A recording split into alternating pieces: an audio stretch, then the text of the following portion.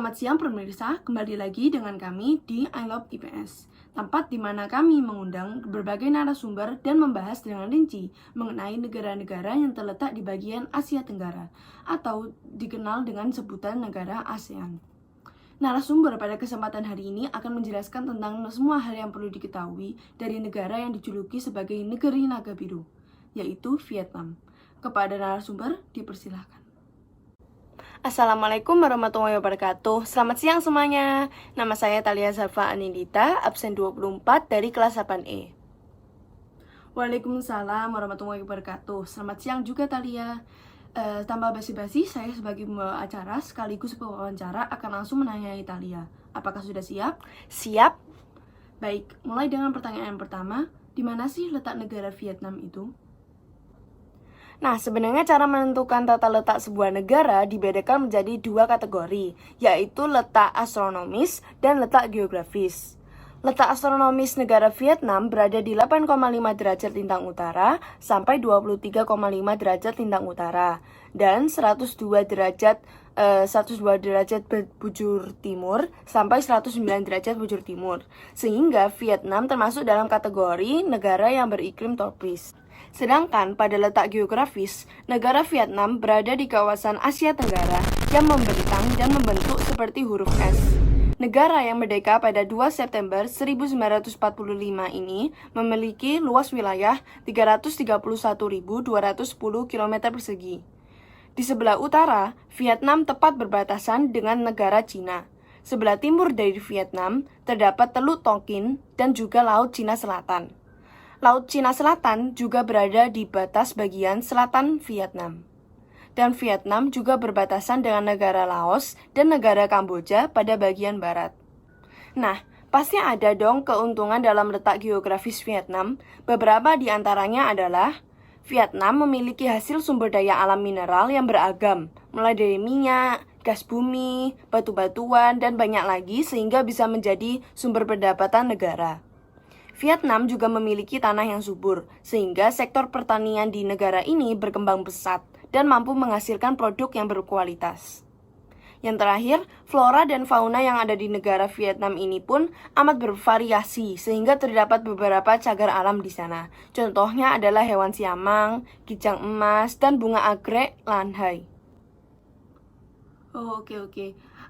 Kalau menurut Anda, sumber daya alam apa saja yang terdapat pada negara Vietnam?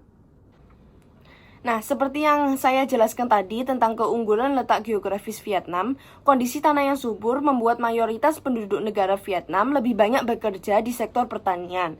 Tanaman yang menjadi komoditas negara ini antara lain adalah padi, jagung, ubi jalar, teh, hingga tembakau.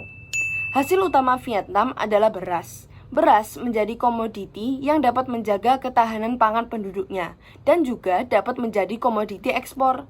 Sampai-sampai Vietnam merupakan salah satu negara dengan pengekspor beras terbesar di dunia. Vietnam memiliki hutan yang kaya dan kayu yang berkualitas. Saat ini, Vietnam dapat menguasai bidang furniture karena keunggulan bahan bakunya. Diuntungkan dengan letak negara yang berada di samping Teluk Tonkin dan juga panjang pantai yang mencapai sepanjang negara, maka Vietnam memiliki hasil ikan yang melimpah dan dapat mencukupi kebutuhan negara. Sampai-sampai pada akhir tahun 2019, Vietnam mendapatkan keuntungan hingga 8,9 miliar US dollar dari hasil ekspor ikan. Bagaimana dengan topografi atau tinggi rendahnya permukaan tanah di negara Vietnam? Topografi negara Vietnam terdiri atas bukit-bukit dan pegunungan berhutan lebat, dengan dataran rendah meliputi tidak lebih dari 20%-nya. Pegunungan berkontribusi sebesar 40% dari total luas Vietnam, dengan bukit-bukit kecil berkontribusi sebesar 40% dan hutan tropis 42%. Bagian utara kebanyakan didominasi oleh pegunungan. Tanah tinggi Tonkin Timur mencapai ketinggian lebih dari 1.000 meter di atas permukaan laut. Puncak tertingginya adalah Gunung Phan Xipang dengan tinggi mencapai 3.147 meter, yang juga merupakan titik tertinggi di Vietnam.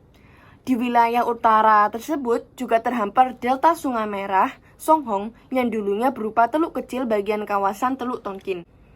Adapun di bagian selatan juga terdapat dataran yang sangat luas, yaitu delta Sungai Mekong. Di wilayah bagian selatan Vietnam terbujur pegunungan Annam. Hamparan delta Sungai Mekong seluas 40.000 km persegi mendominasi wilayah selatan yang berbatasan dengan Laut Cina Selatan. Kalau bentuk negara di Indonesia adalah persatuan dan kepemerintahannya dipimpin oleh seorang presiden, bagaimana dengan Vietnam? Bentuk negara Vietnam adalah Republik Sosialis, dan meskipun kepala negaranya adalah seorang presiden, kepala pemerintahan Vietnam merupakan seorang Perdana Menteri. Perdana Menteri di Vietnam saat ini adalah Pham Minh Chinh yang mulai menjabat pada tanggal 5 April 2021. Sedangkan yang menjadi presiden adalah Nguyen Xuan Phuc yang menjabat pada tanggal yang sama dengan Perdana Menteri. Republik Sosialis di negara Vietnam membuat Vietnam menjadi sebuah negara yang memiliki partai tunggal. Republik Sosialis biasanya dirujuk kepada negara yang secara konstitusinya bertujuan untuk mendirikan sosialisme. Bisa ditunjukkan simbol negara Vietnam? Kebanyakan simbol negara terdiri dari sebuah bendera, kemudian dilengkapi oleh sebuah lambang yang keduanya memiliki makna yang berarti dan khas atau mencerminkan negeri tersebut. Bendera Vietnam diperkenalkan dan secara resmi digunakan pada 30 November 1955. Bendera yang memiliki warna dasar merah ini melambangkan pertumpahan darah, perjuangan, dan kejayaan revolusi Vietnam.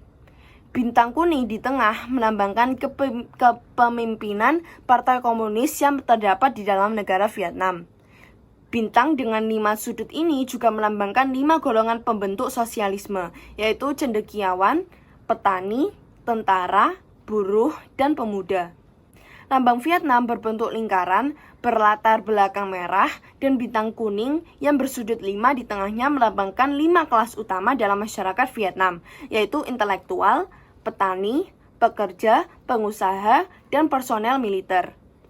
Lambang ini juga melambangkan Partai Komunis Vietnam, sejarah revolusioner, dan cita-cita masa depan cerah untuk negara Vietnam. Roda gigi dan tanaman pangan melambangkan buruh tani dan industri. Berapa jumlah populasi di Vietnam? Gambar ini adalah grafik demografi atau populasi warga negara Vietnam dari tahun 1950 sampai tahun 2020. Berdasarkan gambar di atas, dapat kita ketahui bahwa di tahun 2020, populasi jumlah penduduk Vietnam mencapai kurang lebih 97.338.579 jiwa. Dan pertanyaan terakhir, setelah mendengarkan dan mempelajari dengan seksama tentang negara Vietnam, menurut Anda jika dibandingkan dengan negeri kita tercinta, Indonesia, negara mana yang lebih unggul? Menurut saya, Indonesia yang paling unggul. Terdapat banyak sekali keunggulan Indonesia dari Vietnam. Beberapa alasan adalah Indonesia lebih unggul dalam bidang perdagangan ekspor atau internasional dikarenakan oleh letak geografis Indonesia yang terletak tepat di jalur perdagangan internasional. Diapit oleh 2 benua yaitu Australia dan Asia dan dikelilingi oleh 2 samudra yaitu Samudra Pasifik dan Samudra Hindia. Letak geografis Indonesia yang sangat strategis ini juga merupakan pengaruh dari keberagaman budaya yang ada di Indonesia. Luas wilayah Indonesia pun jauh lebih besar dan luas, yaitu sekitar 5.193.250 km persegi, hampir 16 kali lipat dari luas wilayah Vietnam.